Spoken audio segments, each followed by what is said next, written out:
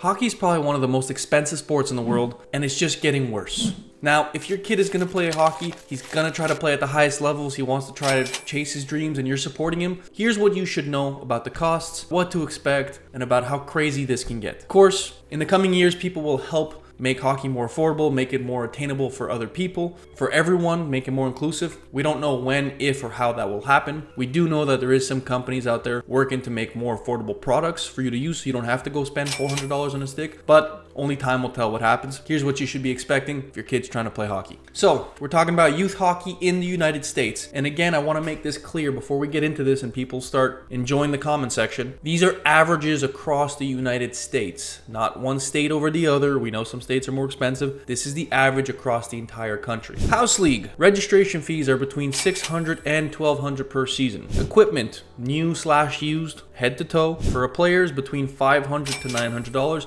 For a goalie, $1,200 to $2,500. And again, this is an average. This is not exact data. I went to a store and state by state by state. This is average across the United States. Travel and tournaments, again at the youth level, recreation level, including food, hotels, you're looking between $500 and $2,000 per year. Ice time rentals, so you're looking at if you want to rent it to go play with friends, you know. The cheapest on the low end starts at around $250 an hour and goes up to $600 an hour. Again, this is an estimate, so that's a huge cost for an hour of ice. And then you have miscellaneous fees, team photos, extra meals with the team, you know, just extra activities, team bondings. That's between $200 and $500 a year. Total estimated cost for a season, between $1,800 and $4,000, depending on if you rent extra ice, if you're a player or goalie, if you buy new or used gear, and how much extra activities you want to do with the team. So between $1,800 and $4,000. I don't want to say relatively cheap, but compared to other levels of hockey at the next stages, that's pretty cheap or affordable in a way. Travel, tier 2, we're talking AA. We're not talking AAA, we're talking AA in the United States. Team fees between $2,000 and $4,500. Equipment $900 to $2,000 because most of the time you're not going to get used, you're going to get new stuff. Goalies between $1,000 and $2,500, and again, this is AA, so you're not buying the highest end stuff. Travels and hotels 6 to 8 tournaments, $2,000 to $5,000 a year. That's assuming 6 to 8 tournaments. Skating private lessons. Private lessons, depending on the level of the coach, the size of the group, and where you're located, range from $50 to $250 an hour. Again, location, the size of the group, and the skill of the coach. These are all big factors to calibrate here. And for goalies, lessons are usually more expensive than players. Don't forget that. So your average cost, or your estimated cost, is between $6,000 and $10,000 to play AA hockey. This is tier 2 level. And again, youth hockey, not juniors. Tier 1 AAA hockey in the United States. This doesn't account for the major prep schools. This doesn't account for the crazy rich programs, the elite of the elite. This is average. Cost to play AAA is between $5,000 and $10,000 a year, just the hockey fees. For prep schools, just the hockey is between $10,000 and $15,000. Top tier equipment, because 99% of AAA players don't use the mid-levels or the low-level gear. They always have the most expensive stuff on the line, and they get everything brand new every 6 days or maybe 10 days. Again, this is an exaggeration. So for gear, you're looking as a player $1,500 to $3,000 a year on average, assuming your kid doesn't break 12 sticks a year over the post. For goalies, you're looking at about $8,000. Travel costs, national tournaments, showcases, between $4,000 and $10,000 a year. Skills coaches, off-ice training, between $1,000 and $3,000, because you're paying for higher-end coaches and you're paying for a personal trainer.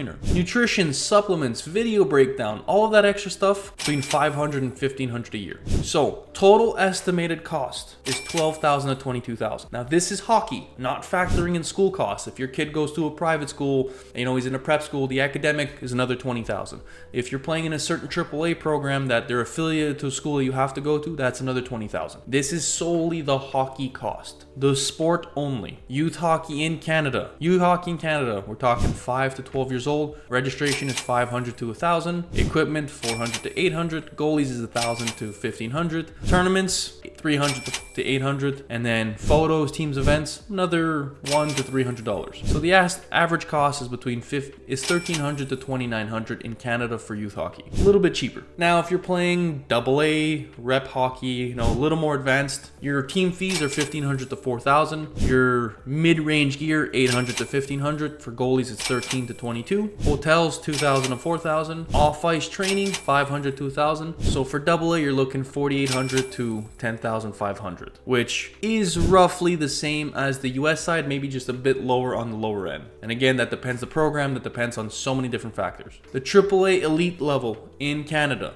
and this depends on if you're playing your local AAA like Midget AAA or BCIHL AAA or any of those leagues, or if you're playing CSSHL. Huge differences, huge factors. Team fees, $3,000 to $7,500. Prep schools is $10,000 to $20,000. Again, this is just a hockey, not the school. Please keep that in mind. High-end equipment, $1,200 to $2,500. If you're a goalie, $4,000 to $6,500. Travel and showcase, $3,000 to $7,000. Skills coaches, $1,000 to $3,000. Goalie training is about $200 an hour, so you're there. Total estimated cost is between $8,000 and $20,000 Canadian for high-end AAA. So as you can see by the cost of these programs, and we're not even getting into junior hockey, this is just youth hockey till 18 years old. It's a factor in the wealth gap. Many families go into debt, take out loans, second mortgages, just to support their kids' dreams. And again, we're not saying we recommend that. Not whatsoever. We are providing information on what we have noticed as advisors and agents when we're meeting with these families. They're willing to go this far for their kids' dreams. Taking out loans, going into debt, taking out a second mortgage. While money gives the access to better resources, coaches, gear, exposure, it doesn't guarantee success. I cannot emphasize that enough. It does not guarantee success at all.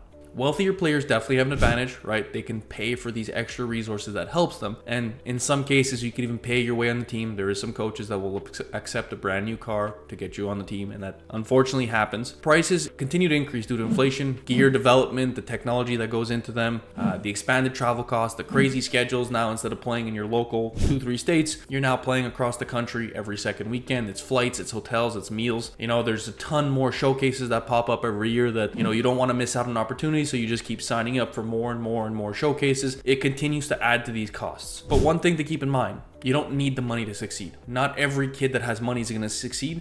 And just because you can't afford it doesn't mean you won't succeed, right? Some kids succeed without money, relying on what resources they have. Outdoor rinks, street hockey, online resources. There's a bunch of videos out there coaches are putting out daily to give you tips. It might not be the full tip, but it's enough for you to improve on what you're currently doing, right? These kids are showing resilience, grit. These are the ones that are putting in the extra work. They're not given anything. So they're doing 4 or 5 hours a day of shooting pucks or whatever they can do because they want to be hockey players. And it's building them as people. It's building their mental side of it. It's building their character. It's developing every other skill that if they were handed all the tools, they probably wouldn't manage to have. And it's going to be more successful for them, more beneficial for them in the long run as a person, as a hockey player, and in all senses of life. They're showing a higher level of passion or work ethic than those who have the funds usually tend to have. And you can see it as a coach when you're on the ice, even as an agent. You can tell the difference between the two. The kid that's pushing himself past all levels because this is his only way, or the kid that was given every opportunity. Some programs do have large grants and financial aid options to help these players, which is great, and we hope that there's many more of them that will be out there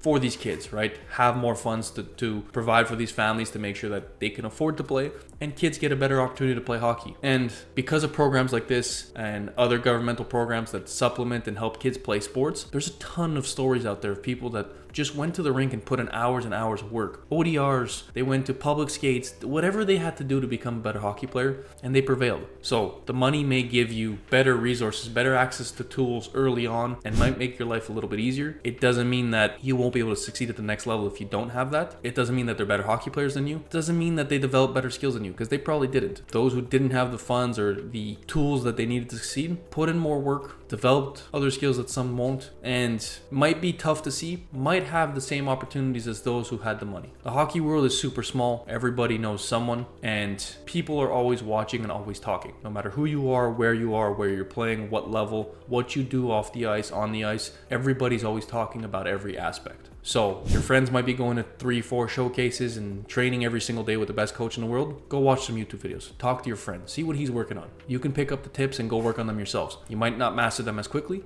but you're going to put in more work than he does probably, and you might get to save opportunities, and then we'll see who's tough enough to get through it and make the team. I know this was a lot of information, a lot of dollar figures, hopefully kind of puts things into perspectives. Kids, if you're seeing this, now that you see the cost of what it takes for your parents to let you play every year, help out around the house a little more, help out mom and dad. You don't need the $500 stick. You don't need to break it over the post especially.